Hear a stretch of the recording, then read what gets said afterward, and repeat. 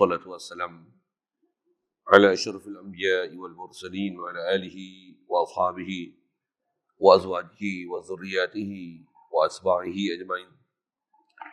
سبحانك لا علم لنا إلا ما علمتنا إنك أنت العليم الحكيم. لا حول ولا قوة إلا بالله العلي العظيم. رب اشرح لي صدري ويسر لي أمري واحلل عقدة من لساني يفقه قولي. اللهم افتح علينا بفتوح العارفين بك. اللهم اجعلنا من الذين يستمعون القول فيتبعون أحسنه. اللهم علمنا بما جهلنا وانفعنا بما علمتنا وزدنا علما نافعا يا رب العالمين. ونعوذ بالله من شرور أنفسنا ومن سيئات أعمالنا. من يهده الله فلا مضل له ومن يضلله فلا هادي له. وبعد. قال الشيخ مصنف رحمه الله تعالى ونفعنا به وبعلومه في الدارين.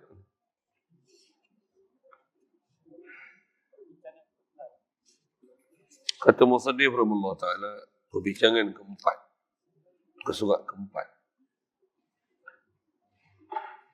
i'tibarat yang empat pada setiap perkara. Pembahasan uluhiyah pada empat i'tibarat, empat pandangan. Zat, sifat, af'al, asar. Hadirin sekalian, syukur kita pertama sekali ke Allah Subhanahu Wa Taala.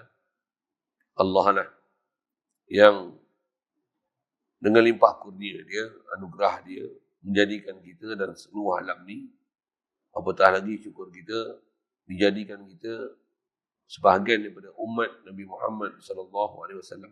Alhamdulillah. Dilahirkan kita pula daripada mak ayah kita Islam, kita dapat Islam melalui mereka. Walaupun asalnya kita tak faham pun apa dia Islam, tapi sebab mereka Islam atau salah seorang daripada mereka Islam, kita dihukumkan Islam. Alhamdulillah. Syukur kita dibesarkan dalam satu suasana masyarakat Melayu Islam. Dengan itu memudahkan kita ikut perintah dia, meninggalkan larangan dia. Alhamdulillah. Diberi pula kita kesedaran untuk menuntut ilmu, nak belajar, nak memahami agama Islam. Alhamdulillah. Lebih-lebih lagi syukur kita diberi kita peluang, kesempatan, keinginan nak belajar, nak memahami perkara yang paling besar dalam agama kita. Itulah mengenal Allah Subhanahu Wa Taala. Yang nak mengenal Allah Subhanahu Wa Taala tu pula ambil faham daripada makna yang sepatutnya kita faham daripada kalimah la ilaha illallah. Alhamdulillah. Syukur diberi pada kita keupayaan malam ni boleh hadir untuk solat maghrib berjemaah, berada pula dalam majlis ilmu dan ada dalam masjid. Mari kita niat iktikaf sama-sama. Lepas niatnya saja aku iktikaf dalam masjid ni kerana Allah Ta'ala. Dan insya-Allah kita nak manfaatkan pertemuan malam ni meneruskan perbincangan kita daripada ringkasan Zadul Murid ni untuk membahaskan makna kalimah tauhid pada pembincangan keempat, insya-Allah. Kata pembincangan keempat, i'tibarat yang empat pada setiap perkara.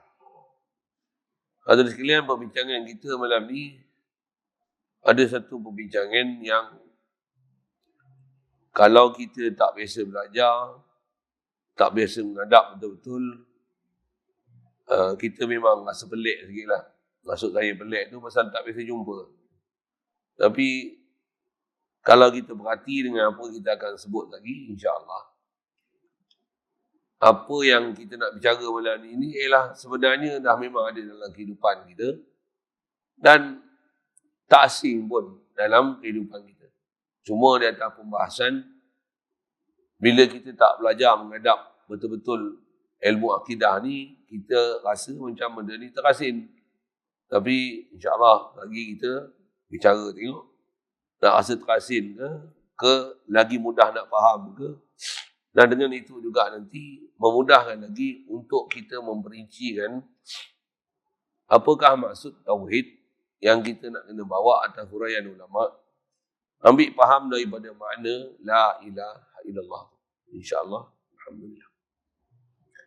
Cuma sebelum masuk pada perbincangan tersebut, dasar kita nak ambil faham ni adalah nak ambil faham makna kalimah tauhid. La ilaha illallah. Tiada la ilah melainkan Allah. Bahasa ringkasnya, Allah saja ilah. Makhluk bukan ilah. Allah saja Tuhan. Makhluk bukan Tuhan. Allah saja yang mempunyai sifat ketuhanan. Makhluk tak mempunyai sifat ketuhanan. Dengan apa telah kita bicara lepas, Allah saja yang dia tak hajat pada sesuatu. Makhluk ni atas nama makhluk, semua makhluk semestinya berhajat ke Allah Ta'ala. Itu dasar sangat kita bicara dulu yang lepas. Khasnya nak ambil yang saya sebut di ujung tu, apa dia? Nak ambil istilah. Dalam kita nak ambil faham makna la ilaha illallah ni, makna yang memang dipakai oleh ulama kita, yang saya sebut akhir tadi, tak mana? Allah, dia tak hajat pada suatu istilah isyarat Quran sebut dengan wadi. Dan makhluk ni atas nama makhluk. Makhluk ni selagi atas nama makhluk, dan kita ada perbincangan dulu dalam bab makhluk ni, sama ada makhluk yang tak bernyawa dipanggil jamadat, ataupun makhluk tu nama tumbuhan, ataupun makhluk tu nama haiwan, ataupun makhluk tu nama insan, ataupun apa saja selagi atas nama makhluk. Istilah lain disebut ma siwa Allah. Makhluk ni mesti berhajat ke Allah Ta'ala, fakir ke Allah Ta'ala. Isyarat Quran, A'udzu billahi minasyaitonir rajim. Bismillahirrahmanirrahim. Ya ayyuhan nasu antumul fuqara'u ila Allah wallahu huwal ghaniyyul hamid. Kata Allah Ta'ala, wahai manusia, antumul fuqara'u ila Allah. Kamu ni fakir ke Allah Ta'ala. Fakir itulah yang kita nak ambil perhatian, nak faham sungguh-sungguh, nak hadam sungguh-sungguh. Dan apa yang kita nak bicara dengan perbincangan keempat ni, nak memperincikan fakir tu dari sudut mana. Itu yang ada istilahnya. Ada 4 pandangan, ada 4 angles yang kita kena perhati atas apa yang telah dirumus oleh ulama. Fakirnya kita ke Allah Ta'ala ni adalah dalam 4 angle. Kalau kita faham betul-betul tuan-tuan, memang kita akan rasa sangat fakir ke Allah Ta'ala, akan rasa fakir kita ke makhluk. Sama sekali. Cuma kita belum sampai tahap faham yang faham sepaham-pahamnya. Belum faham yang sempurna. Pasal nak dapat faham sempurna ni ada bermacam rukun syarat dia. Macam mana pun di atas ilmu, mesti sekurang-kurangnya nak faham prinsip. Khasnya nak fahamkan kita ni atas kata agama Islam. Antara makna Islam tu kalau saya sebut dengan bahasa mudah, boleh serah diri ke Allah Ta'ala. Macam mana prinsip serah diri ke Allah Ta'ala? Kena faham kita ni fakir ke Allah Ta'ala. Kalau kita tak rasa kita fakir ke Allah Ta'ala, dan tak rasa Allah tak hajat sesuatu pun daripada makhluk. 2 prinsip besar ni. Pasal Allah ialah Allah, makhluk ialah makhluk, takkan bertukar. Takkan bertukar hakikat Allah dan makhluk. Allah mesti atas prinsipnya dia tak hajat pada sesuatu. Dan makhluk, mesti prinsip makhluk ni, makhluk sentiasa berhajat ke Allah. Walaupun tengok satu sudut, makhluk ni, kita makhluk, makanan makhluk, duit makhluk, tempat tinggal makhluk, isteri makhluk, anak makhluk, langit makhluk, matahari makhluk, bulan makhluk. Tengok satu sudut, tengok secara kasarnya macam di atas, apatah lagi sebut atas perjalanan sabab musabab, cause effect, atas perjalanan sunnah yang Allah Ta'ala aturkan kehidupan atas muka bumi ni. Dia ada hukum adat yang menyebabkan kita ni berhajat antara satu sama lain. Kita perlu makan, tak makan susah. Minum, waktu nak makan minum, kau boleh ambil free, kena Ada belanja kena ada duit. Ada duit, mana ada orang bagi saja-saja. Adalah orang boleh bagi waktu tertentu. Tapi bukan 24 jam orang boleh bagi. Jadi ada ikhtiar, ada usaha yang ditaklifkan ke atas kita. Jadi kita berhajat cari kerja, pendapatan, kemahiran dari sudut akademiknya ataupun dari sudut vocationalnya, boleh pergi bahasa gitu kot. Perlu ada aktiviti yang boleh mendatangkan sumber-sumber untuk kita meneruskan kehidupan ini. Yang ni peraturan Allah Ta'ala susun. Macam mana pun, prinsip besarnya yang tu bukan matlamat. Matlamat kita la ilaha illallah. Bukan matlamat kita makhluk. Kita cari makhluk tu pasal Allah yang perintahkan kita di atas peraturan dia buat. Yang tak dapat tidak, makhluk. Kita pun makhluk. Keliling kita semua makhluk. Mana ada keliling kita yang bukan makhluk. Walau bagaimanapun, matlamat kita bukan makhluk. Siapa yang hidup dia bermatlamatkan makhluk, sesat. Siapa yang hidup bermatlamatkan selain mana Allah Ta'ala, sesat. Mungkin kasar sikit lah dengar tu kan. Tapi rasanya siapa nak bantah? Ada? Siapa nak bantah? Ada? Nak bantah nak jadi kafir boleh? Na'udzubillah. Bermatlamatkan, hidup ni bermatlamatkan selain mana Allah Ta'ala, sesat. Itu ayat ni. Sesat macam mana, sejauh mana sesat? Adakah sesat tu atas nama fasik, dosa, maksiat, lalai, ataupun sampai tahap dia boleh jadi ada kufur, ada syirik, ada jadi murtad, na'udzubillah, na'udzubillah.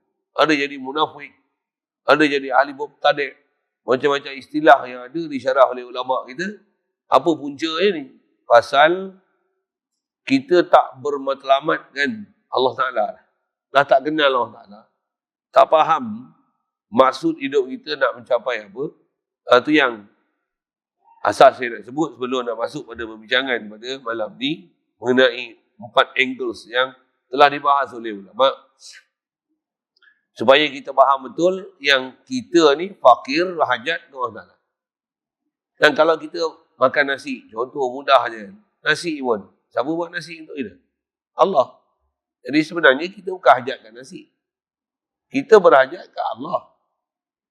Cuma kita nak kena belajar dan nak faham macam mana dengan kita makan nasi, tak jatuh hati ke nasi, jatuh hati ke Allah.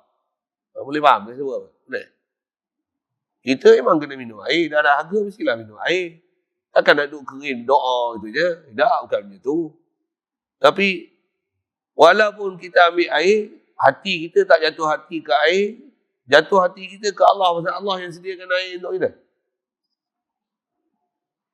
Kita kalau gelap, susah hidup kita. Ada matahari. Tak jatuh hati kita ke matahari. Jatuh hati kita siapa yang mencipta matahari untuk kita. Dia punya ilmu dia macam tu. Jadi nak faham prinsip apa? Kita ni makhluk, selagi atas nama makhluk, kita fakir ke Allah Ta'ala. Berhajat ke Allah Ta'ala. Mutlak statement tu, dia takkan tukar lah. Isyarat Quran, antumul fuqara'u ilallah. Kamu ni fakir ke Allah Ta'ala sebenarnya. Kita bukan fakir ke makhluk. Jadi makhluk ni, dia kalau fakir pun di atas jalan adat. Atas jalan cause and effect. Atas jalan sabab. Atas jalan ni sunnah Allah Ta'ala buat. Tapi kena faham realitinya sebenarnya fakir kita bukan ke makhluk. Fakir kita pada khalik makhluk. Kalau sampai kita terfaham fakir kita kepada makhluk, tak ada langsung perasaan ketuhanan. Tak ada langsung akidah kita, fahaman kita, fakir kita ke Allah Ta'ala. Sampai macam tak bertuhan. Itu kot bahasa kasarnya. Macam mana kata macam tak bertuhan ni? Walaupun sujud, tak ada perasaan dengan Allah Ta'ala. Walaupun zikir, tak ada perasaan dengan Allah Ta'ala. Walaupun atas nama Islam, tak ada apa-apa perasaan dengan Allah Ta'ala. Tak ada hubung kait antara kita dengan Allah Ta'ala. Tak ada. Batin ni kosong. Itu namanya hidup dalam keadaan tak ada agama. Pahaman apa? Pahaman tak ada agama ni. Saya nak guna bahasa tu. Saya dah tinggal 2-3 hari tak sebut ni. Apa dia? Komunis. Pahaman tak ada agama. Tak ada agama tu macam mana? tak ada pahaman bertuhan. Tak langsung realize ke Allah Ta'ala. Itu pahaman komunis namanya. Cuma kita pahaman komunis taklah daftar bawah DAP ke. Tak ada lah macam tu. Pakai bintang 3 ke. Tak ada lah. Memang nama Islam. Main masjid, main Jumaat, main fardu datang. Pakai pakaian Islam. Dobah, sorban. Atau macam saya sekalipun katalah itu. Tapi kalau akidah kita tak faham, fakir kita ke Allah Ta'ala, maksudnya kita sesat lagi. Kita belum faham la ilaha illallah tu. Yang ni yang kena menuntut ilmu ni.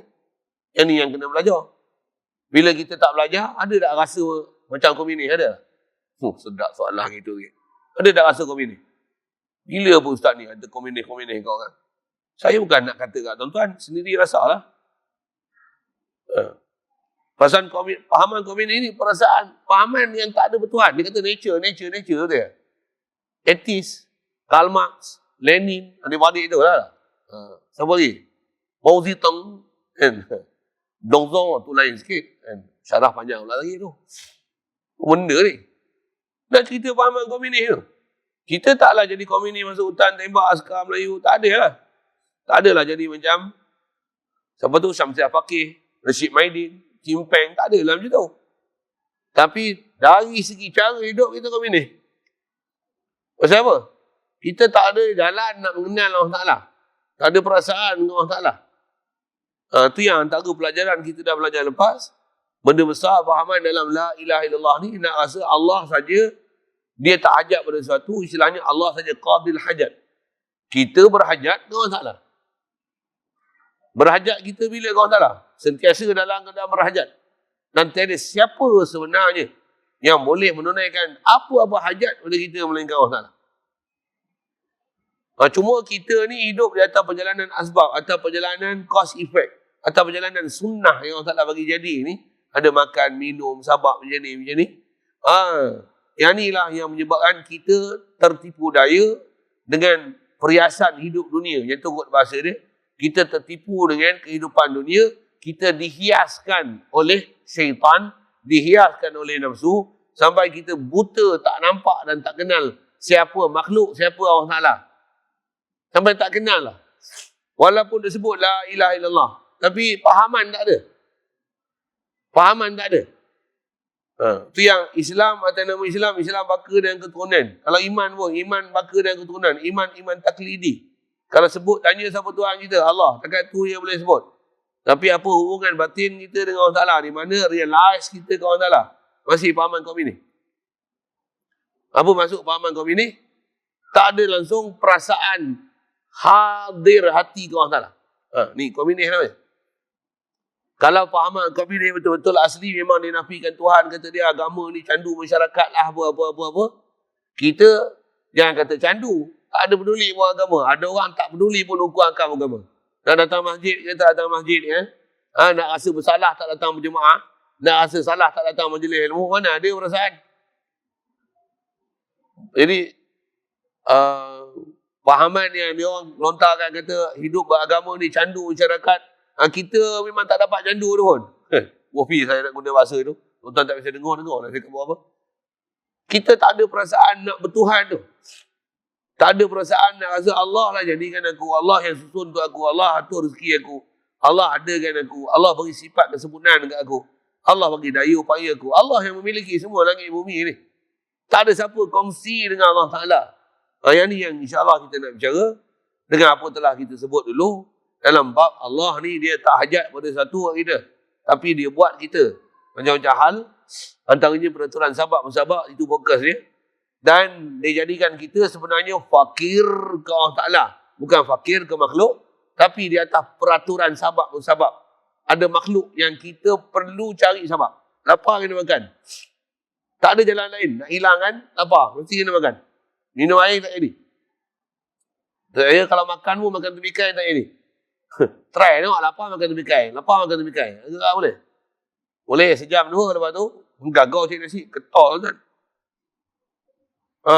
Macam mana pun? Bila makan macam mana? Alhamdulillah Allah bagi hilang lapar aku. Bukan makanan bagi hilang lapar aku. Bukan nasi bagi hilang lapar aku. Kita memang berhajatkan nasi. Kalau tak makan nasi, lapar kita. Tapi nasi pun hajat kan kita. Kita tak tanam, dia tak tumbuh. Pula tu bukan kita yang menumbuhkan, Allah bagi tumbuh. Tapi kena tanam, kena jaga, kena pagar, kena tengok air, tengok baja, dedahan pada matahari, oksigen, apa semua kena perhati. Tu musuh-musuh pula, rumpai-rumpai apa yang mengganggu pembesaran dia, semak samun, begitu juga apa musuh-musuh tanaman, musuh-musuh ternakan. Ni semua istilah musuh-musuh ni kena jaga. Buat sabab tu, tapi hati ni la ilaha illallah, hajat kita ke Allah Ta'ala, inilah peraturan alam yang Allah Ta'ala bagi jadi. Buat dapat sempurna ke, tak dapat sempurna ke, sihat ke, sakit ke, hidup ke, mati ke, alim ke, jahil ke, Allah mestilah dirujuk. Ni perjalanan kita. Ni perjalanan tauhid. Belum faham macam tu, maksudnya belum faham tauhid. Belum faham la ilaha illallah ni. Belum faham makna la ilaha illallah ni. Walaupun dia sebut la ilaha illallah. Dan yang tu lah kalau kita berhati, tu yang kita tak ada rasa apa-apa aura sebut la ilaha illallah. Mufidah bahasa aura ke? Ada rasa apa-apa lah sebut la ilaha illallah? Ada? Ya, rasa je. Tapi kalau sebut duit, macam mana? Duit.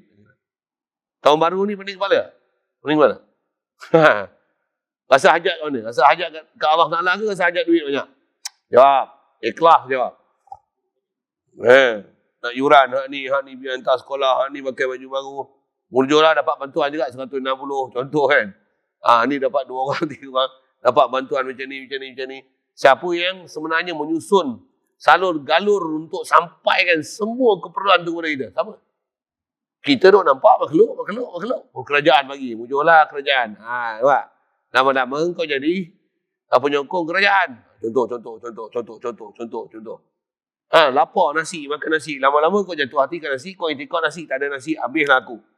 Engkau pula sakit, kena makan ubat. Makan ubat, bergantung pada ubat. Tak ada ubat, matilah aku. Tambah pula ubat tak makan. Ni punca tak makan ubat lah ni. Nampak? Akidah kita dah tiun habis. Betul? Tukar habis, pergi ke makhluk. Tak kenal kita la ilaha illallah ni. Sampaikan akidah kita ke makhluk. Apa saja kita buat sampai tak ada langsung perasaan Allah Ta'ala. Tu kalau bahasa tu, kalau saya sebut tadi, itu yang sebenarnya komunis dah kita ni. Tak ada langsung perasaan bertuhan. Perasaan bertuhan ni pula bila? 24 jam kena rasa bertuhan. Saya daripada Kuala Ulu boleh sampai, siapa boleh sampai? Allah boleh sampai. Alat naiklah kereta, naik basikal kalau tak sampai pada adatnya. Tapi kalau ada orang tengok kita kayuh basikal, kita orang tanya, Ustaz, selalu naik kereta, ni naik basikal, buat ke mana? Kereta rosak, contoh. Nak ke mana? Nak ke Kerik. Pukul berapa lah contohnya? 5.30 tadi. Sampai ke? Sampai tak sampai, buat ikhtiar je. Tak apa Ustaz, basikal parking dulu. Naik saya. Saya tolong hantar. Boleh jadi tak? Bila kita ada akidah gitu, kita kalau mustahil sampai. Mustahil adat. Tapi boleh tak Allah Ta'ala nak pergi sampai sebenarnya? Ni iman kita yang ni bab-bab macam ni cukup nipis. Nipis sana. Bukan nipis. Boleh kata sampai tak ada langsung. Sampai kita ni selagi tak ada sebab, seolah-olah tak ada apa-apa. Memang tak jadilah. Sakit misalnya, tak ada ubat macam mana? Mampus aku ubat tak ada. Tuan tak kena vaksin misalnya. Betul apa? Penyakit keliling. Cikunya lah, polio lah, contoh. Macam mana? Lama, aku tak kena vaksin. Mampus aku. Tak betul lah akidah kau. Bukanlah maksudnya meninggalkan sebab. Yang tu pun kena faham elok, nak syarah tu.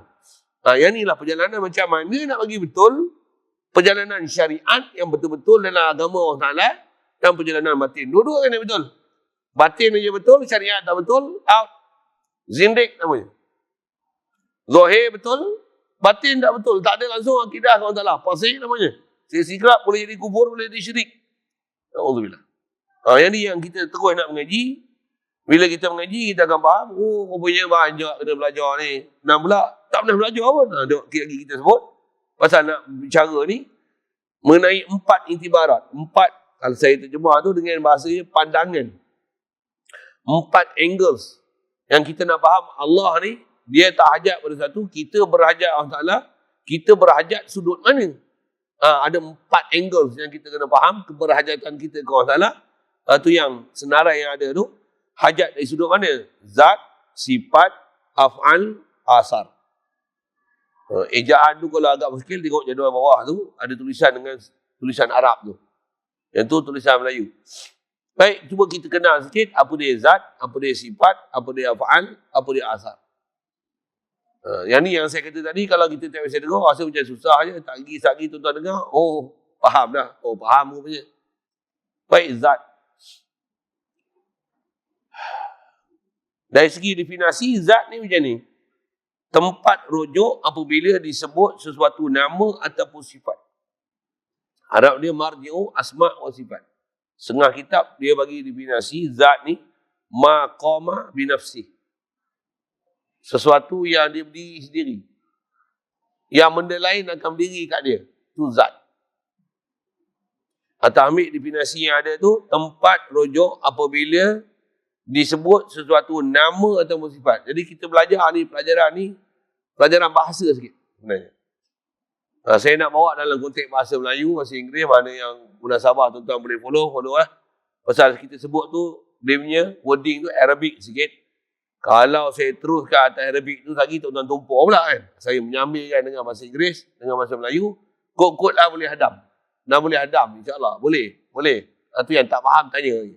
Kalau agak-agak saya syok seorang, potong. Tanya, bagi betul. Bagi faham betul-betul apa yang kita nak bicara, zat, sifat, af'al, asar. Saya nak sebut bahasa Melayu dulu. Kita belajar bahasa Malaysia. Kalimah dalam bahasa Malaysia ni dia ada kata nama. Betul? Ada kata kerja. Betul? Ada sendi kata. Ada perkataan lain tak? 3 je lah. Kata nama, kata kerja, sendi kata. Contoh sendi kata, dalam, pada, di sisi. Kalau saya kata dalam, tunjuk dalam, tunjuk dalam. Dalam mana boleh tunjuk? Dalam ni, dia iktibar. Luar tu tunjuk luar apa? Akan dia kena ada sesuatu untuk memahamkan luar, atas, bawah. Yang ni sendi kata, saya sebut mudah-mudah itulah. Dah ada kata kerja. Kata kerja perbuatan ke? Dia kata berlari. Apa sebenarnya berlari ni? Berlari ni sebenarnya hal. Ataupun iktibari. Pergerakan macam ni daripada zat sesuatu. Action macam ni berlari. Action macam ni berjalan. Macam ni big walk. Ni small walk. Bih tu. Ni rokok, ni duduk, ni tidur, ni menentang, ni baring. Boleh ada perbuatan ni pasal apa? Pasal dia penamaan tu ada disebabkan adanya diri sesuatu tu dan ada tingkah laku dengan ragam tertentu, cara pergerakan tertentu, dengan sebab tu nama perbuatan tu diberi pada dia. Duduk macam ni meninggung, macam ni bersila, macam ni bersimpuh, macam ni tawarruk, macam ni iftiras. Kan ada itu kan? Apa sebenarnya ni? Sebenarnya ni ialah penamaan perbuatan disebabkan hal yang ada pada zat sesuatu. Okey, saya baru cerita sendi nama perbuatan. Okey. Bila nama pula misalnya, nama ni dia ada nama am, nama khas. Dan bila sebut nama ni, nak saya sebut masjid. Nama dia mesti ada zat yang akan dirujuk. Mana masjid? Ni. Kursi, mana kursi? Tunjuk sikit dengan isyarat mata. Mulut pun boleh. Ni kursi. Meja. Sebut je nama, dia akan ada zat yang akan dirujuk. Meja boleh tak macam ni? Meja. Bodoh lah mana? Tak tahu nak rujuk kat mana.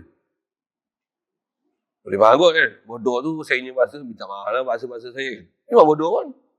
Lantai mana lantai? Dinding? Itu apa? Siling. Pandai. Jadi tuan-tuan tahulah nak rujuk mana. Jangan siling mana siling? Siling. Itu wang siling. Itu lain, duit siling. Siling maksudnya roof, atas, bumbung, atap. Contoh kan? Setiap nama, dia mesti zat akan dirujuk. Kipas. Rujuk kipas. Tunjuk dengan mata sikit. Mikrofon. Boleh? Faham kan?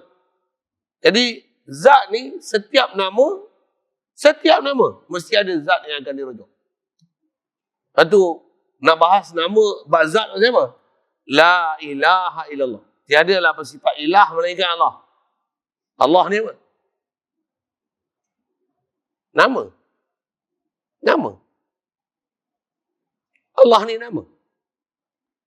Bila ada nama, mesti ada Tuhan punya nama. Istilah Arab, setiap nama, isim, dia mesti ada musamma. Nama mesti ada Tuhan punya nama. Boleh? Nama tu baik nama am, nama khas. Ataupun nama jawatan. Imam, mana imam? Tu kat tangan. Cuba rujuk tengok, tunjuk dengan mata imam mana? Bilal mana? Kursi mana? Datang satu hal, tak datang tu, tak datang. Tu lain hal. Tapi ada tak tempat rujuk ada? Ada tak? Siap mana? Kan ada zat yang akan dirujuk. PM mana PM? PM. PM lah Perdana Menteri. Ada tempat kita akan refer tu. Jadi setiap nama mesti ada tempat rujuk. Satu, la ilaha illallah. Allah ni bukan nama semata-mata tau. Dia bukan fantasi tau. Sabit zat dia. Pada Allah Ta'ala sabit zat. Makhluk pun setiap nama pada makhluk sabit zat. Kita sebut Nabi Adam, ada zat dia tak? Ada? Jadi zat yang akan dirujuk ke mana tu? Itulah zat. Yang kita sebut nama tu. Sebut Muhammad SAW. Muhammad mana? Bukan Muhammad yang tak sembahyang tu. Bukan Muhammad mencuri. Bukan Muhammad pakai seluar pendek. Kan? Bukan Muhammad mamak kan? Ni Muhammad Quraisy. Arab. Muhammad bin Abdullah. Kan ada zat yang akan dirujuk. Kalau agak-agak dia punya bahasa tu terlalu umum, bila kita sebut nama dengan ciri dia nanti, tu akan ada sifat. Dia akan mendetailkan zat mana yang akan dirujuk dengan pastinya. Jadi setiap nama mesti ada zat akan dirujuk. Jadi zat ni apa? Tempat rujuk setiap nama apabila disebut. Apa-apa saja nama. Kita sebut yang nama. Satu, setiap apa keliling kita, semua ada nama. Skru, apa, semua ada nama. Stand, tripod, semua ada nama. Kita kot tak pandai nak urus nama satu. Wayar, kabel, apa, semua ada nama. Tuan pergi masuk kereta, buka enjin. Semua ada nama. Tuan pergi kedai nak sebut apa ni? Semua ada nama. Nama mesti ada rujuk. Tempat dia rujuk. Itu nama. Begitu juga sifat. Kita sebut sifat misalnya, boleh melihat. Kita ambil bahasa mudah itu. Mendengar. Atas nama sifat tu lah kan. Ada kuasa, ada kederat, ada kehendak. Boleh mendengar, boleh melihat. Boleh bercakap. Saya sebut contoh sifat itu. Atas sifat yang kita lalu sebut, sifat pandai. Ada orang cerdik, ada kurang cerdik. Dia ni bijak, dia ni pintar, dia ni mistari. Kita sebut sifat baik-baik lah. Yang buruk tak payah sebut lah. Jadi bila ada sifat, mesti ada apa? Mesti siapa yang bersifat begitu. Ada kaki kencing tak? Ada sifat kaki kencing tuan. Bukan nama saja. Bukan sifat saja. Tapi ada kepada siapa yang akan dirujuk. Mesti ada. Mesti ada. Jadi setiap sifat, setiap nama mesti ada. Siapa yang kita refer tu? Boleh. Itu zat. Cuma ke makhluk, zat makhluk macam mana kita bicara lepas. Zat makhluk ni, jirim, jisim, jauhar, molekul, zarah. Ada benda yang tak bernyawa. Ada tumbuhan, ada haiwan. Ada juzuk, ada anggota. Ni kita dah bisa bicara dulu bab alam, bab makhluk. Nak bahas tu pelajaran lain lah pula, ngaji lain lah tu. Hatta makhluk kita sebut macam mana? Makhluk. Roh pun makhluk. Dia roh nama. Nama. Tapi mesti ada tak? Zat dia, ain dia, diri, roh tu ada tak? Ada. Ada bab yang kita tak boleh nak hurai pun walaupun makhluk. Roh cuma hurai lah. Jin. Tentang jin main mengaji ni. Ingat jin tak main mengaji ke? Kena bagus jin lagi main mengaji. Orang tak main mengaji. Ada tak jin ini? Jin nama. Mesti rujuk pada jin. Jin macam mana? Dia bukan kita. Dia asal keturunan daripada api. Syarah tu panjang. Tapi nak sebut. Ada tak tempat rujuk dia? Jin macam ni. Manusia macam ni. Orang Islam macam ni. Beriman macam ni. Orang kafir macam ni. Jadi setiap nama, setiap sifat. Mesti ada zat yang akan dirujuk. Jadi Allah kalau kita sebut Allah wujud, qidam, baqa'. Ni atas sebut sifat kan. Mukhalafah ahli lawa di sekian binafsi. Siapa tu? Mesti ada zat yang akan dirujuk. Dan zat tu nama dia apa? Allah. Bila sebut Allah, nama. Bila sebut nama dia apa? Mesti ada diri Tuhan punya nama tu. Yang itulah istilahnya dia panggil zat. Itu Allah, sabit zat dia. Sabit zat dia. Saya nak fahamkan tu dulu. Jadi angle pertama yang kita nak faham, berhajat kita kepada Allah Ta'ala ialah bab zat. Bab zat. Rasa saya nak sekali lalu. Boleh tak ikut? Zat. Atas kita bicara Allah ni ilah, Allah wani, Allah tak hajat pada sesuatu, kita makhluk, kita sentiasa berhajat ke Allah Ta'ala. Pertama sekali, hajat apa? Kita hajat pada zat dia. Kenapa kita hajat pada zat dia? Zat dia saja yang hakiki wujud, sedia wujud, kekal wujud. Tak pernah berubah wujud dia. Yang wujud dia tak hajat pada apa-apa. Kita, zat kita macam mana? Zat kita bukan wujud. Kita zat yang diwujudkan. Zat kita baharu. Zat kita binasa. Zat kita berubah. Satu bila berubah perlu bermacam-macam untuk coverage perubahan kita. Macam ni, sakit macam ni, sihat macam ni, miskin macam ni, kaya macam ni, senang macam ni, bodoh macam ni, pandai macam ni, kan? Macam-macam hal. Siang macam ni, malam macam ni, hujan macam ni, kemarau macam ni, banjir macam ni. Macam-macam hal yang ada kat kita. Pasal apa? Pasal kita berhajat pada bermacam-macam zat. Tapi zat yang sebenarnya kita berhajat ialah zat Allah. Pasal apa? Pasal zat makhluk tetap macam mana hebat macam mana pun, makhluk ialah makhluk.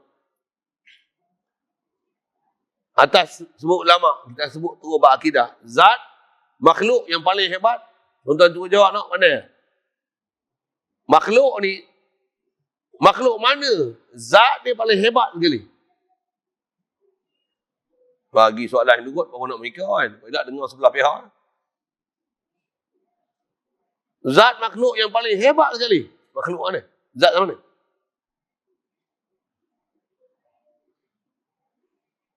Tak boleh jawab. Duit. Duit kita kena cetak dia. Tak boleh dalam dompet, hilang.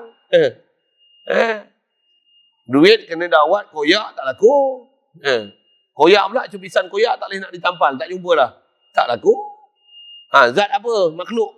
Makhluk ni zat apa paling hebat sekali? Siapa? Betul. Zat makhluk paling hebat sekali ialah zat Nabi kita Muhammad sallallahu alaihi wasallam. Soalan macam tu pun kita tak kerti jawab kan. Empoi punya soalan boleh ikut tu. Yang tu pun kita tak kerti. Untuk kalau tuan-tuan tak jawab Nabi Muhammad, nak jawab siapa lagi? Mahathir. George Bush. Setan ni boleh. Syurga. Tidak. Aras, kursi. Tidak. Syahadah kita, la ilaha illallah Muhammadur Rasulullah. Mana ada syahadah, la ilaha illallah? Aras, mana ada? Kursi, mana ada? Allah, Muhammad. Menunjukkan zat makhluk yang paling hebat sekali ialah Muhammad sallallahu alaihi wasallam. Macam mana nak boleh iktikad zat Nabi Muhammad paling hebat? Kena ngaji suku tu. Yang tu kena mengaji partition yang kedua. Muhammadur Rasulullah. Satu work paper pula. Cerita Muhammadur Rasulullah pula. Memang kena buat.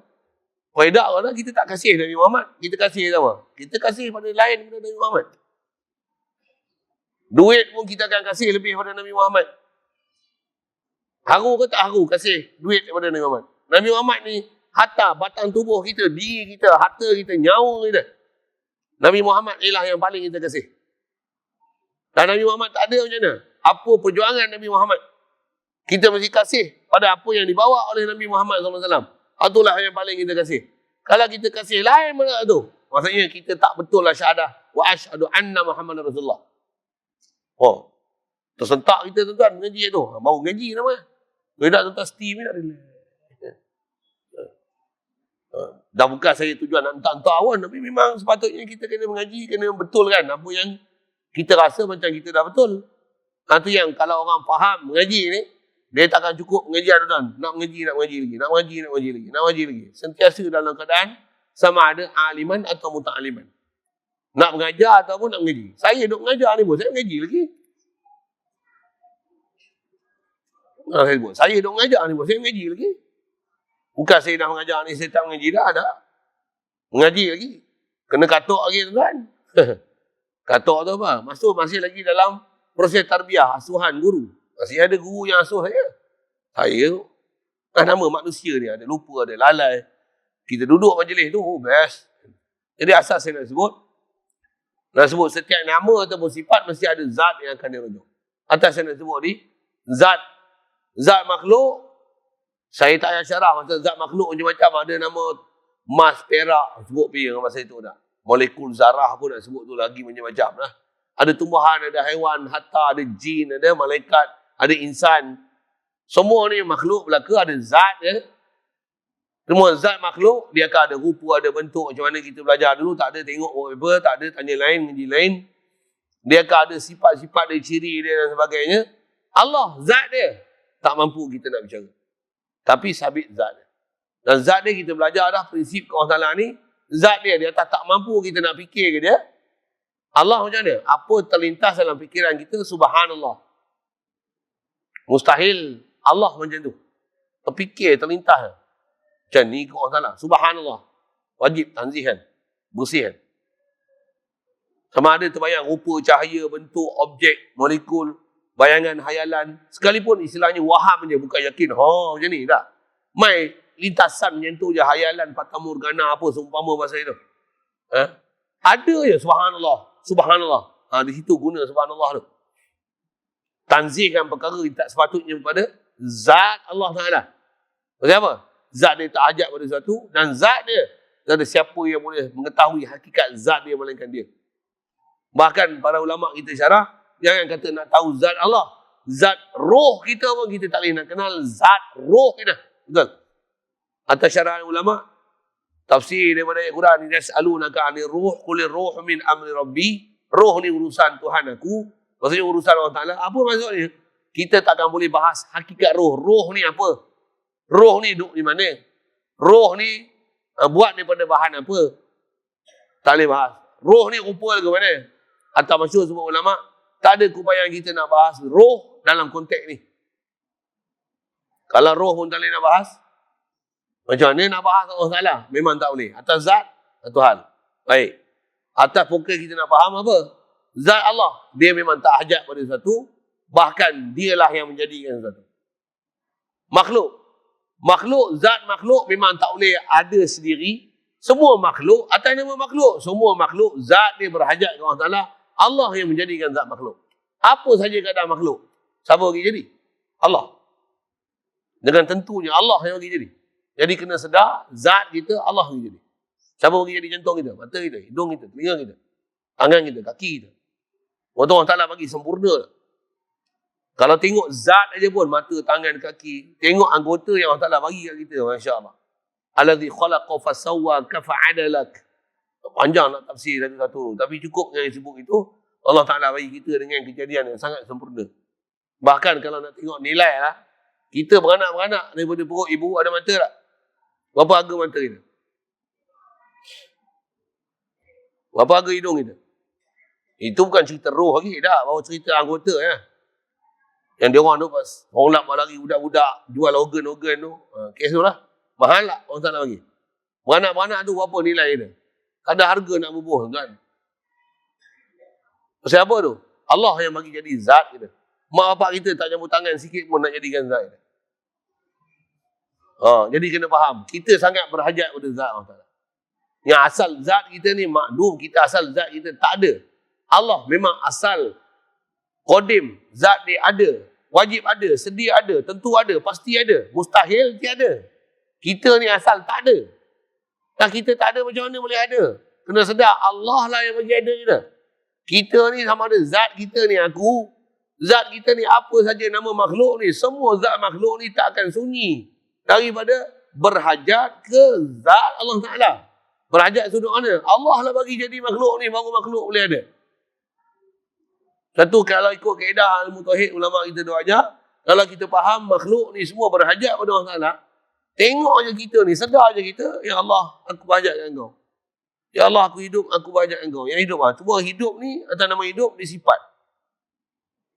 Engkau yang bagi jadi aku manusia. Engkau yang bagi ada aku. Engkau yang bagi langit, bumi, anak, isteri. Langit, bumi, bulan, bintang, bumi, tanah, apa semua yang ada ni. Tak ada siapa pun yang boleh mengadakan dia daripada tak ada tu kepada ada, melainkan Allah saja tanpa campur tangan daripada sesiapa wahdahu la syarikalah. Mesti clear akidah ni. Ni baru buat zat, belum selesai lagi. Oh, satu. Tu pun baru very light knowledge. Very light. Belum detail lagi kan. Detail dengan istilah-istilah ulama kita sebut. Masya Allah. Lagi faham kita, lagi kenal kita ke Allah Ta'ala. Lagi akan rasa berhajat kita ke Allah Ta'ala.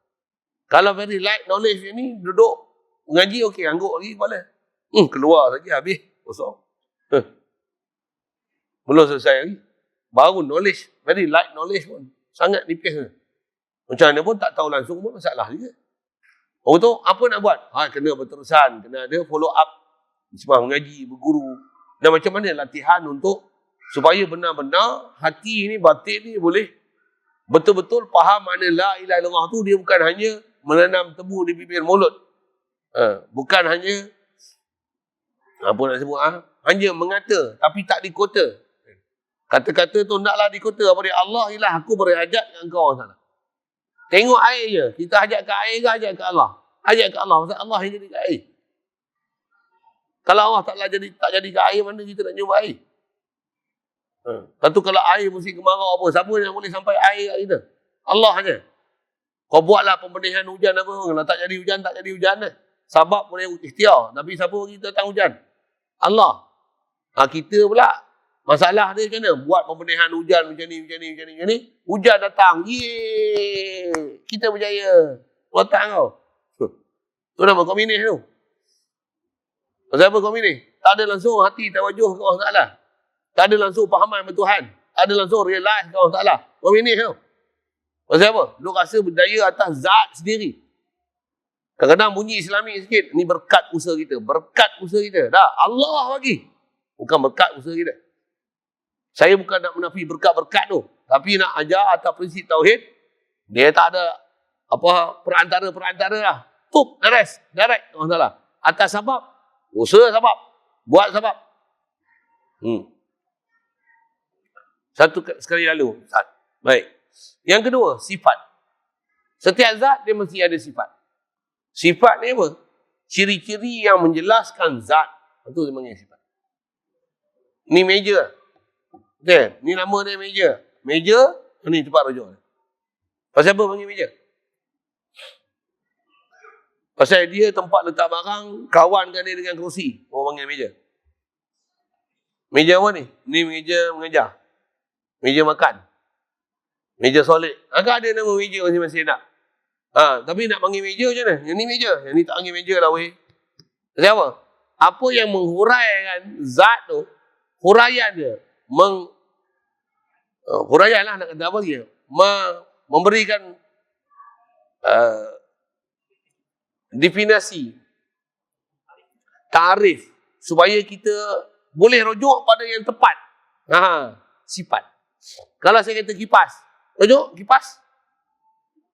Kipas siling. Oh, ada siling. Tu ada. Kipas tu kipas dinding, bukan siling. Kipas siling tak ada kita. Oh, sini tak ada kipas raksasa. Tak ada.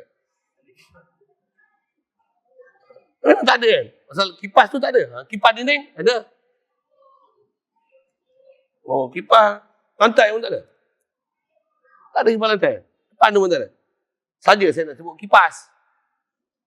Jadi kipas apa? Kipas. Dan sebut kipas, apa sifat? Kipas ni alat untuk menghasilkan angin. Kipas. Itulah menghuraikan kipas. Aircon ada kipas tak? Ada. Tapi pasal apa panggil aircon? Dia bukan saja menghasilkan angin, tapi mendinginkan suhu. Tu panggil aircon. Kipas tak panggil aircon pasal dia hanya angin semata-mata. Tapi bila aircon mesti ada angin. Dan bukan saja angin, tapi dingin. Kau panggil aircon. Lepas tu proses nak nama aircon apa? Kau nak dia panggil cooler, tak panggil aircon. Kan sifatlah menghuraikan zat. Ni meja apa? Meja jati. Siapa? Buat kayu jati. Kalau iyalah kayu jati, tak betul lah. Meja apa? Meja plastik, meja makan. Kan ada ciri nak menghuraikan dia. Ada ciri tu datang bahan apa, kegunaan untuk apa. Macam-macam pencirian yang akan disebut untuk menguraikan setiap zat. Macam kita panggil manusia macam apa? Pasal kita daripada Nabi Adam, daripada tanah. Kan macam tu kan? Pasal apa lagi? Pasal ada sifat pelupa. Memang cepat lupa pun. Tak lagi dengar-dengar mengaji, keluar habis lupa. Sajalah sebut itu dah. Memang pelupa banyak kita ni. Jadi apa yang menghuraikan kepada zat tu, itulah atau umumnya sifat. Sifat. Jadi kalau saya sebut tu contoh nak fahamkan sifatnya. Ke Allah pun ada sifat. Dan pastikan boleh beza sifat dengan zat. Kalau saya sebut kat tuan-tuan, orang boleh beza. Lihat dengan mata. Mata apa? Mata. Mata zat ke sifat? Tuan-tuan pun tak tahu. Ya Allah, tidur ke apa ni? Baru ke berapa awal ni. Mata zat ke sifat? Zat. Dia bukan saja zat, tapi juzuk zat keseluruhan kita. Dia anggota. Bila anggota, zat. Betul. Lihat. Sifat. Melihat. Kadang-kadang kita guna makna kerja kan. Melihat. Memperlihatkan. Itu kan? Dia akan jadi makna perbuatan. Tapi umum lihat, sifat. Mata, zat. Tangan, kuat, sifat. Satu Wahabi sewel bab ni. Wahabi pula. Sini ya. Satu Wahabi bukan faham bab zat sifat. Dia kata, beriman dengan ayat, asma' wa sifat. Tak mana dia faham sifat Allah Ta'ala. Dia bukan bicara macam kita, kudrat, iradat, ilmu, hayat, sama' basar, kalam. Wujud, kidam, bakok, mukhalafah, lil wadis. Tak mana ayat sifat. Allah ada muka. Allah tak arah. Allah ada tangan. Allah ada kaki. Allah ada tangan kanan. Ni, Wahabi punya ajaran. Tak betul? Dia kata itulah ayat sifat. Tanya dia elok. Tangan ni sifat ke? Zat. Boleh faham tak faham? Boleh? Saya sebut. Syarah tu panjang tu. Tapi di sinilah kegelinciran Wahabi. Ini ya. Baru kita akan faham. Gaji awal-awal pun Wahabi gelincir lah. Memang. Kita duduk kelain dengan Wahabi lah. Memang Wahabi gelincir bukan sikit-sikit lah. Gila punya. Bahkan bahasa pun bodoh. Dia tak faham zat dan sifat. Bagi dia mata adalah sifat. Mata bukan sifat. Ni ayat sifat. Bukan ayat sifat tu. Di atas makna dia, makna zat dan makna juzuk. Yang itulah ulama' istilahkan dia sebagai ayat mutasyabihat. Wahabi kalau dia faham ayat sifat, dia kata Allah ada mata, mata lah. Pasal dia memahamkan ayat tu ayat sifat. Dan dia kata makna dia hakiki, bukan makna majazi. Mata, mata lah. Tangan, tangan lah. Duduk atas arah, duduk lah. Ada atas arah, ada lah. Dia atas arah, tapi arah tu tak ada. Dia atas arah, tapi dia bukan ada. Dia atas arah, tapi dia bukan ada atas arah. Tapi dia ada lah. Arah, pelik-pelik punya fahaman. Wahabi. Dan maksudnya dia nak bawa fahaman dia salah tu. Bila kita tanya ni, nyata kantoi. Boh pergi bahasa kantoi ni. Pasal apa? Pasal definasi tak kena. Zat dengan sifat.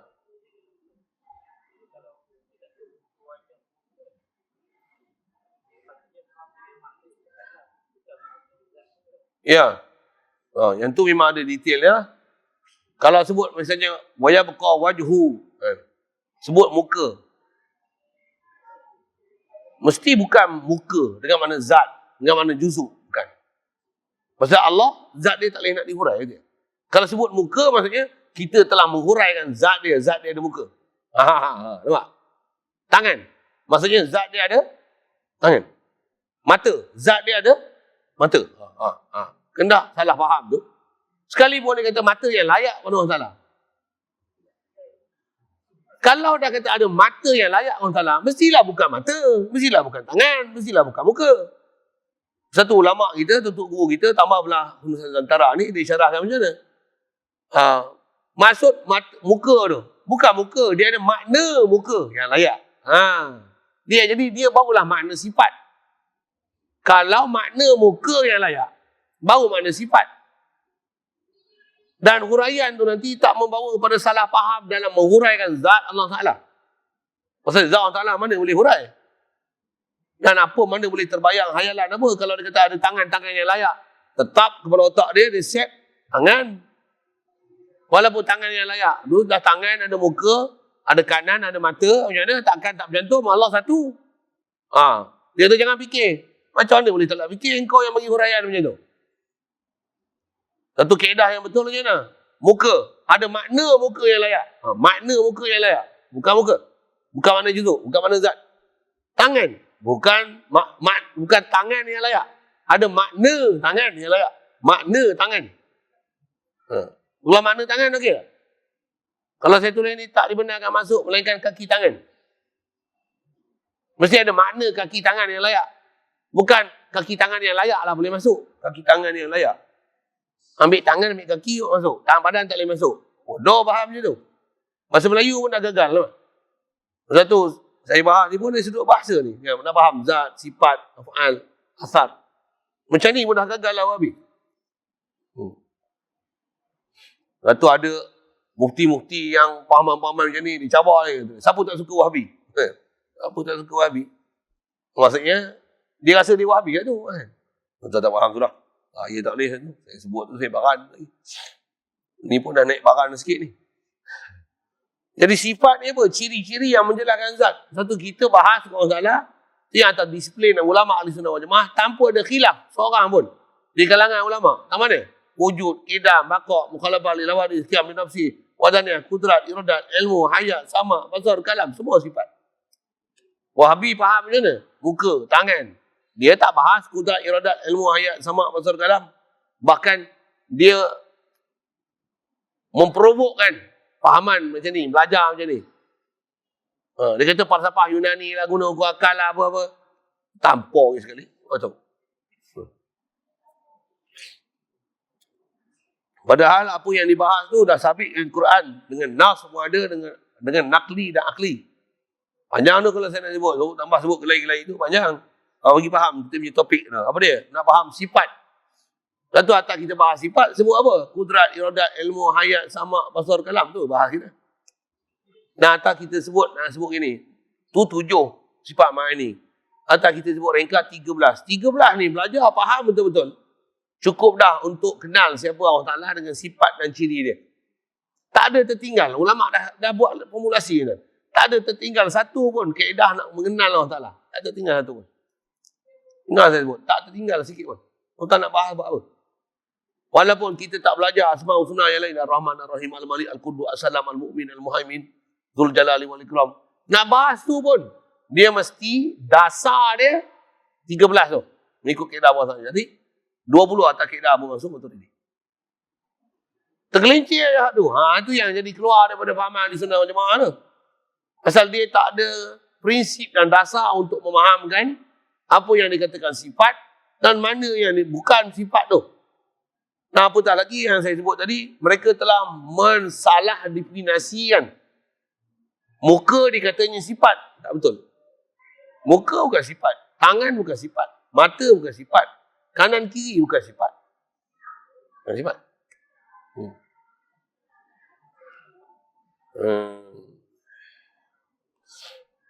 Jadi asal nak sebut kita nak faham sifat.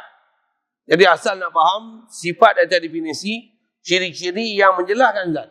Kalau yang ni, siapa panggil mikrofon? Dia alat untuk membesarkan suara. Itu ciri besar dia.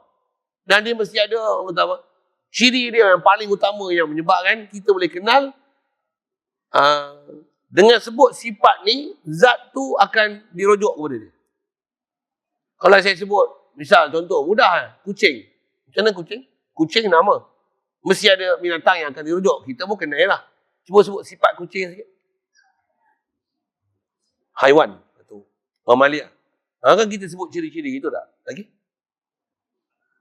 Berkaki 4. Kambing pun masuk, lembu pun masuk.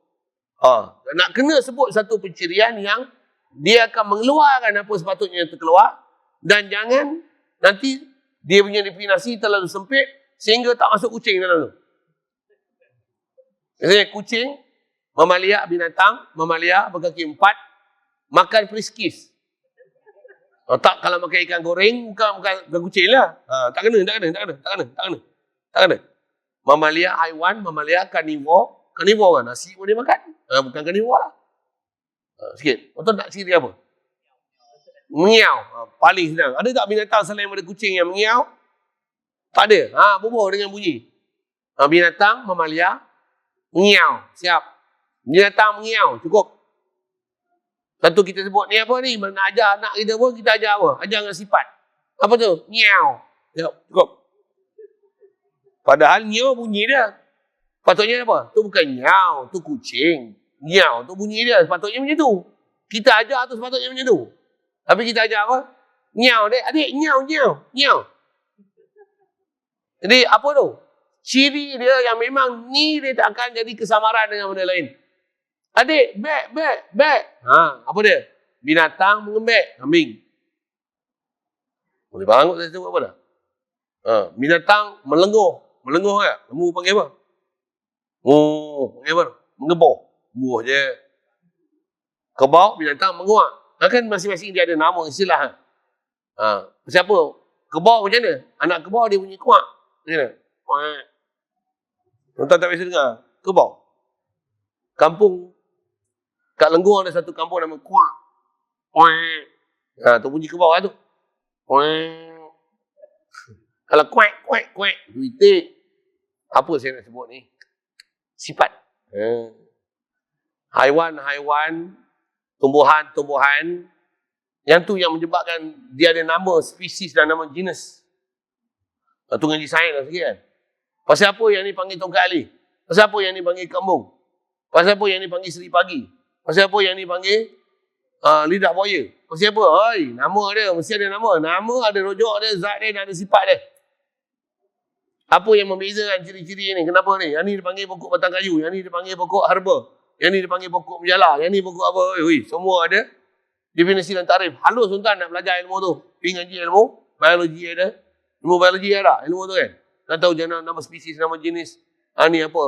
Nak berbual nama kelapa sawit. Nama spesies dia apa? Nama jenis dia apa? Gini. Kucing, rimau, kucing hutan. Kenapa nama macam ni? Nama spesies apa? Nama jenis apa? Kena ngaji tu. Nak cerita apa semua tu? Sifat. Makhluk atas makhluk. Macam mana makhluk, tuan-tuan, banyak ilmu dia kena belajar. Nak kenal Allah Ta'ala, senang aja sebenarnya. Sifat dia besar dia, wujud. Dia ada. Kita asal tak ada. Senang yang nak kenal. Itu bila ada ni, Allah yang bagi ada. Allah bagi ada aku. Senang ya. Boleh hadir lah ni. Allah yang ada aku. Alhamdulillah. Kenal lah Tuhan. Cuma, walaupun sebut simple, ada orang dia tak faham. Yang tu yang saya kata kena mengaji khas. Macam mana nak berguru untuk guru, istilahnya pegang tangan kita, pimpin jalan kita betul-betul. Macam mana kita boleh jatuh hati ke orang. Dan tak ada jatuh hati ke makhluk tu. Makhluk ni kalau jatuh hati pun atas jalan sabak.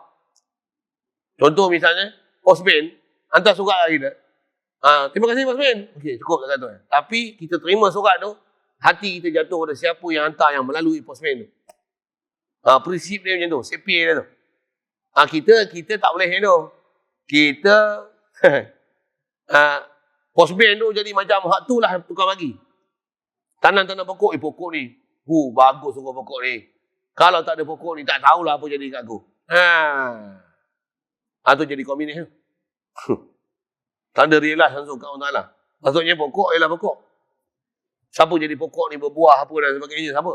La ilaha illallah. Alhamdulillah. Kita nak sampai tahap tu tuan-tuan. Gangguan dia terlalu banyak.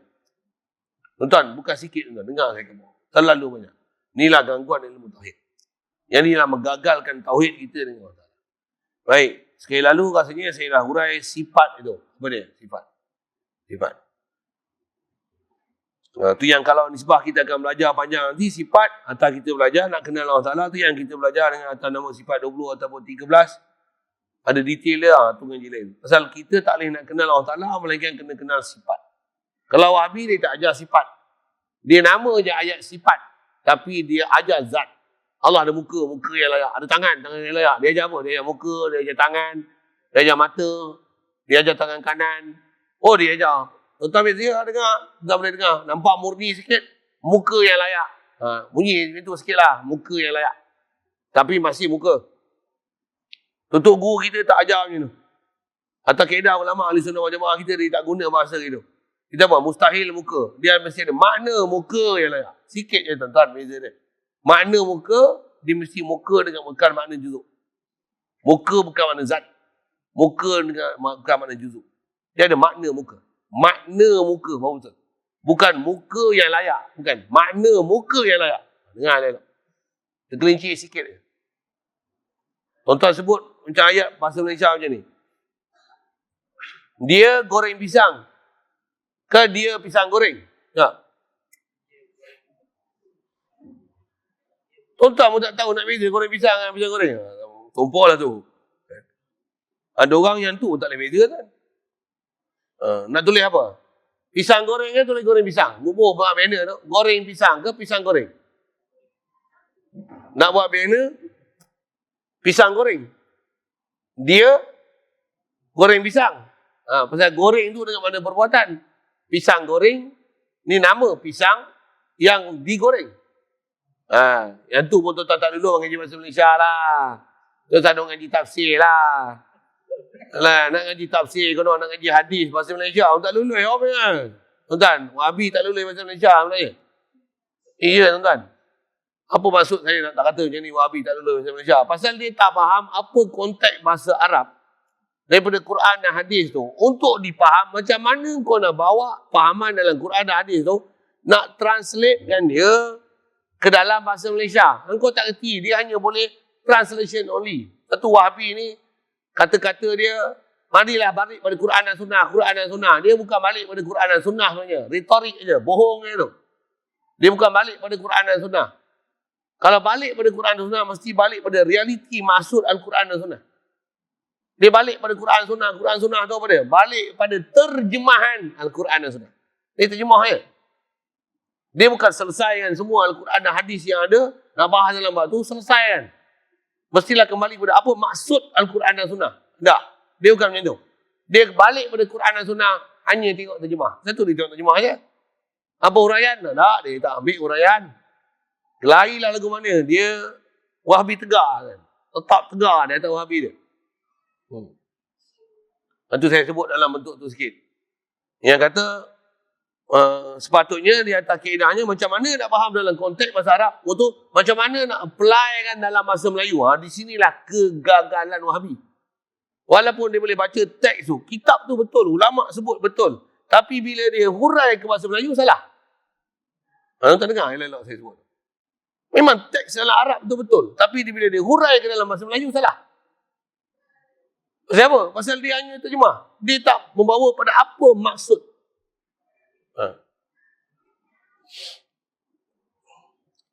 Sikit saya nak sebut tentang terjemah saja dengan huraian. Kita tengok dalam bahasa Melayu dulu. Kalau saya kata, dia tangan panjang. Untuk huraian macam mana? Tangan ni lebih. Tangan dia macam Arumugam macam dia. Jadi keeper Malaysia. Jadi bola jauh pun dia boleh angkat. Itu Arumugam. Itu ke? Bukan. Tangan panjang tu dengan makna sifat mencuri. Itu bahasa Melayu. Kalau bahasa Arab, rajulun tawilul yadi. Terjemah dia memang, lelaki ni tangan panjang.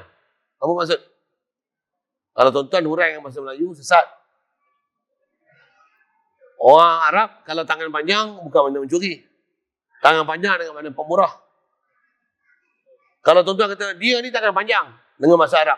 Tuan-tuan pun, dia tangan panjang, jahat punya dia ni. Ulama ni tangan panjang. Tuan-tuan bawa dengan makna tangan panjang yang layak. Tangan panjang yang layak, mana mencuri lah. Dia bukan tangan panjang yang layak. Makna tangan panjang yang layak. Kalau bahasa Melayu, dalam konteks bahasa Melayu, dalam bahasa Arab, dalam konteks bahasa Arab. Sepatutnya tak payah sebut terjemah tu. Tak apa. Sebut apa? Dia ni pemurah. Orang Melayu sebut tangan panjang dari sudut, dia cepat mengambil. Tangan panjang. Orang Arab disebut tangan panjang dari sudut, jauh pun dia akan hulur. Panjang. Bagi. Hulur. Pemurah. Cara memahamkan bahasa lain. Arab lah ada cara dia. Melayu ada cara dia. Satu, bila tak faham konteks Arab dengan bahasa Melayu, macam mana nak apply dia, itu yang balik pada Quran Sunnah, dia bukan balik pada maksud Al-Quran dan Sunnah. Tapi dia hanya balik pada terjemahan Al-Quran dan Sunnah. Ini masalah. Yang ni, duk kelahi. Dan kelahi dia bukan sikit-sikit, kelahi tak habis-habis. Selagi dia menegakkan benang basah dia dengan pakai makna terjemah tu dia haru. Dia, kalau betul-betul dia murni nak balik pada ajaran yang betul, kenapa dia degil sangat nak faham dengan benda-benda yang salah tu? Kalau saya sebut itulah. Baik, saya mau sebut sifat sekali lalu. Lagi nak fahamkan sifat tu. Dalam konteks tauhid kita ni saya nak sebut gini, ringkas. Apa dia? Sifat ni Allah, sifat dia sempurna. Makhluk, atas nama makhluk, makhluk tak ada yang sempurna. Katalah misalnya hidup, Allah lah hidup. Allah lah ada sifat hidup. Kita, kalau Allah hidup, kita hidup, nanti yang kita tak rasa, kita fakir ke Allah. Memang tak rasa fakir. Allah hidup cara Allah, aku hidup cara aku. Tak rasa fakir. Satu ulama urai macam ni. Allah hidup, kita mayat. Yang sempurna Allah saja. Allah saja hidup. Makhluk semua mati. Asal. Macam mana bab zat? Allah saja ada, makhluk asal tak ada. Ni ada, Allah lagi ada. Silap. Makhluk hidup. Silap. Allah hidup, makhluk mati. Ni boleh hidup? Allah bagi kita hidup. Baru rasa fakir tak? Allah Ta'ala bagi hidup. Siapa bagi hidup kita sebenarnya? Makanan, oksigen, minuman, obat. Allah. Baru tauhid. Baru rasa fakir ke Allah Ta'ala. Makan sekalipun. Allah bagi hidup aku, bukan makanan. Baru betul perjalanan la ilaha illallah itu. Walaupun sesimpel itu. Bolehlah kenal Allah Ta'ala sebenarnya. 2. 3. Af'al. Perbuatan. Perbuatan ni, perbuatan tu terjemah. Apa dia perbuatan? Sesuatu yang menzahirkan sifat. Perbuatan ni adalah penzahiran sifat. Apa makna penzahiran sifat? Kalau tuan-tuan tengok budak-budak duk berlari tu, kan ada perbuatan berlari. Dia bukan kira orang mengajak ke masjid ke apa, dia kan peduli. Bila ada perbuatan macam tu, tuan-tuan faham apa sifat dia? Apa? Tak ada akal. Perbuatan menhuraikan sifat tu. Sembah tokong. Perbuatan ni nampak sembah tokong. Macam? Bedong. Senang lah. Simple lah. Kufur. Perbuatan tu akan menzahirkan sifat. Tengok dia ni pendiam.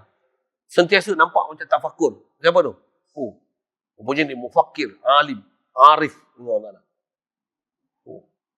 Ini mulut becok. Tuan-tuan. Apa? Bila tengok ada perbuatan yang macam ni, biasanya dia akan menzahirkan apa sifat yang ada. Tengok tidur je. Apa faham? Dia tak ada aktiviti. Dia tak tahu matlamat hidup, apa tanggungjawab. Dia tak tahu. Kalau dia letih, dia tak sihat, dia tidur je, tu lain hal. Ini sihat tak sihat pun tidur je. Tak ada kerja apa lain. Tidur. Dia tak tahu matlamat hidup. Dia tak tahu apa tugasan. Semayang pun sampai kena kejut. Kejut pun langit runtuh pun tak bangun. Alah. Kepuk dia ni. Bangun. Dia tak ada iman je. Ayat itu kasar je lah. Nak sebut apa? Af'al ni dia menzahirkan sifat. Macam tu pun nak urai panjang. Nak saya buat. Misal. Makhluk ni. Jadi makhluk pasal Allah yang buat dia. Nak menunjukkan sifat apa ke Allah Ta'ala? Pemurahnya dia. Kuasanya dia. Kehendaknya dia. Alimnya dia. Semut pun berapa spesies kan? Nyamuk pun kita tak larat kira. Ikan Allah. Pula tu keperluan dia, kapasiti. Setiap kumpulan tu, rimau apa ekor, gajah apa ekor, kancil apa ekor, semut apa ekor, anak-anak apa ekor. Kalau dia punya populasi tu tak betul, pening dia. Siapa yang menentukan yang ni mati, yang ni hidup? Siapa? La ilaha illallah. Apa faham kita dengan af'al dia ni? Alamul ghuyub. Apa dia? Fa'alun lima yurid. Tuan-tuan. Alimul ghaibi wa syahadah. Macam mana? Wa huwal alimul hakim. Wa huwa ahkamul hakimin. Siapa boleh faham? Pasal perbuatan tu menzahirkan segala sifat-sifat kesempurnaan dia yang tak terkata, tuan-tuan. Apa kesempurnaan dia? Dia boleh jadikan siang malam kita tak perasan peralihan siang malam. Cantik. Dia tak macam kita pasang switch. Malam siang ni. Sampai kita lupa pengurusan dia. Kita buka switch, tap. Tap. Tak ada api. Switch ni rosak ni. Terus faham. Tengok siang. Matahari. Dia tak rasa Allah ni siang kita. Nampak? Ni halangan-halangan yang kita terpesona dengan sabab-musabab ni, menenggelamkan kita boleh hadir hati ke Allah Ta'ala. Yang tu kena ngaji lain. Ilmu ni sangat asas. Asas sangat. Baik, sekali lalu saya sebut perbuatan. Cuma nak sebut kita, perbuatan ni Yang boleh buat sebenarnya perbuatan siapa? Allah. Kita, dengar saya sebut. Zat kita pun Allah Ta'ala bagi jadi. Sifat kita pun dia bagi jadi. Perbuatan boleh kita punya perbuatan sendiri. Subhanallah. Kita takkan boleh buat apa-apa melainkan Allah yang bagi daya upaya kat kita baru kita boleh buat. Ini akidah la ilaha illallah kita. Angles yang ketiga nak faham tauhid, ba'fa'al. Keempat, asar. Asar ni apa? Natijah atau hasil perbuatan. Ni natijah daripada carpenter. Betul? Ni hasil kerja engineer. Contoh kan. Betul?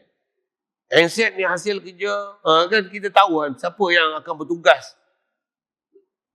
Maksudnya apa yang kita tengok keliling ni, kita akan dapat natijah daripada sesuatu perbuatan dan perbuatan tu datang daripada siapa dan apa sifat dia.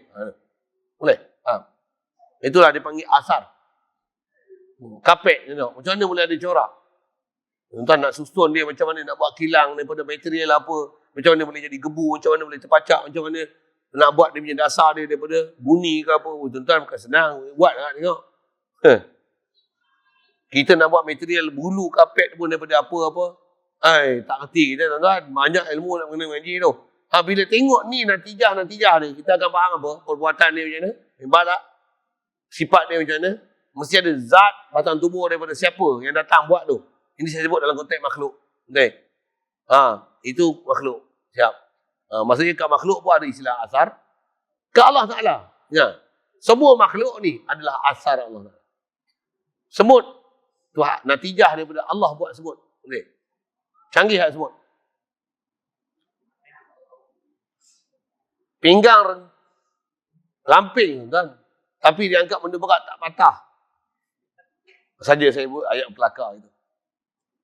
Kenapa gajah ada belalai dan badan dia bergedut-gedut, duduk di kawasan savana sana, telinga dia yang besar, ada banyak kapilari darah.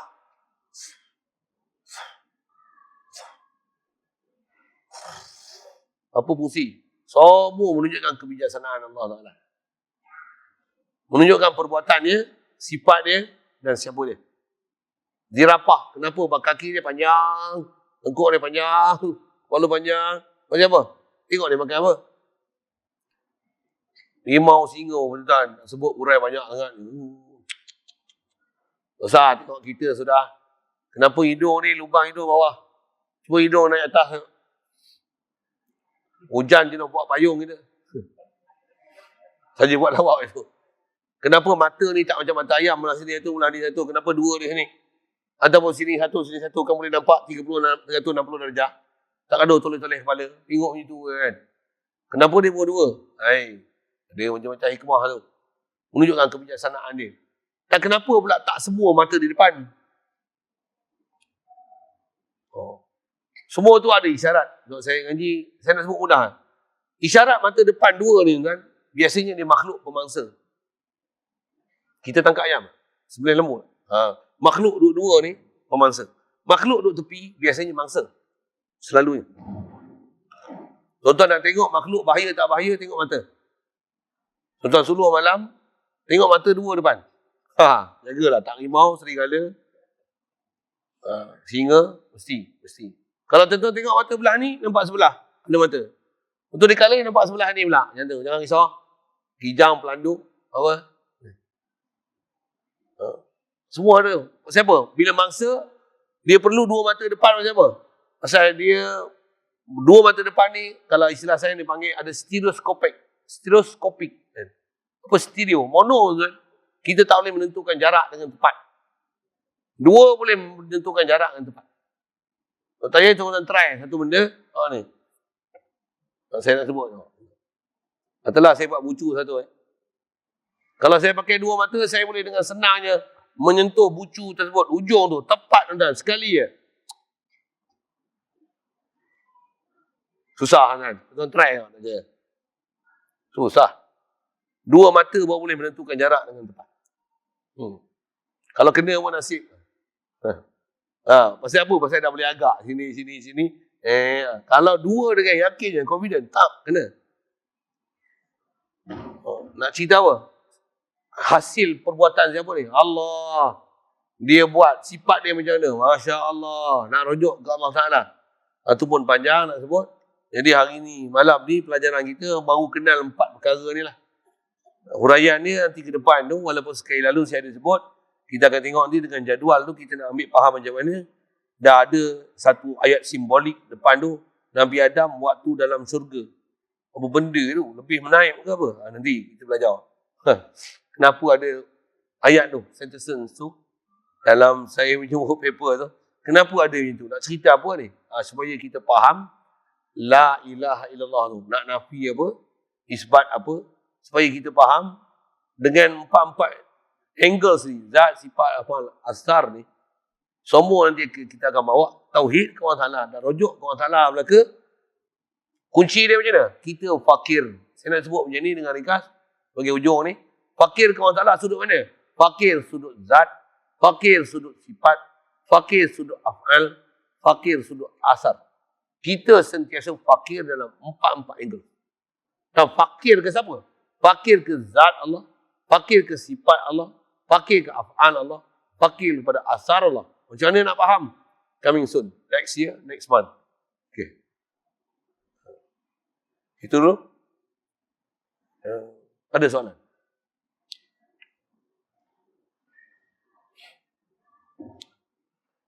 Bismillahirrahmanirrahim. Allahumma nawwir qulubana bi nuri hidayatika kama nawwartal arda bi nuri syamsika wa nawwir rahmatika ya arhamar rahimin warzuqna fahman nabiyyin wa hifdzal mursalin wa ilhamal malaikatil muqarrabin wa sallim tasliman ala jamil anbiya'i wal mursalin walhamdulillahi rabbil alamin.